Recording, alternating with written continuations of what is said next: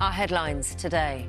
The clash of the presidents. World leaders respond to the very public row between Donald Trump and Volodymyr Zelensky. You're gambling with the lives of millions of people. You're gambling with World War III. You're gambling with World War III. President Zelensky leaves the White House without a deal, but insists Ukrainians can't change their response to Russia. This is not good for both sides anyway, and I'm very open, but I can't, change our Ukrainian attitude to Russia, and I don't want they kill us for us. President Zelensky arrives at Downing Street for a meeting with the British Prime Minister Sir Keir Starmer. You have full backing across the United Kingdom, and we stand with you, with Ukraine, for as long as it may take.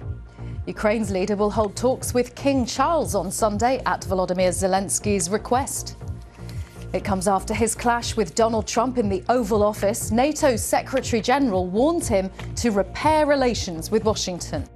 I think you have to find a way, dear Volodymyr, to restore your relationship with Donald Trump and the American administration. That is important going forward.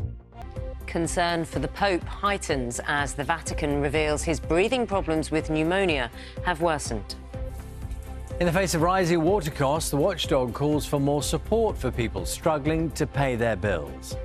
Police officers should be allowed to say more about an investigation as it unfolds, according to 3 national policing bodies. Last year, Merseyside Police was criticised for not giving more details of the attacker in Southport to correct false claims that he was a Muslim asylum seeker, which fuelled riots. Senior leaders say this rule change would prevent misinformation, creating threats to public safety or national security. A new project is being launched to restore lost seagrass meadows around Scotland's coasts. The £2.4 million scheme aims to plant the equivalent of 21 football pitches of seagrass, which will help to create a flourishing habitat for marine wildlife. A new survey of online grocery shoppers has found that 29% received a substitution in their most recent order. Now, among the more bizarre examples reported to the consumer website Which were beef dog treats instead of beef steaks and leeks instead of flowers. All the supermarkets in the survey say that they allow customers to hand back any unwanted items. The watchdog for water customers in England and Wales is calling for a single social tariff to be introduced within the next 2 years to help people who are struggling with their bills.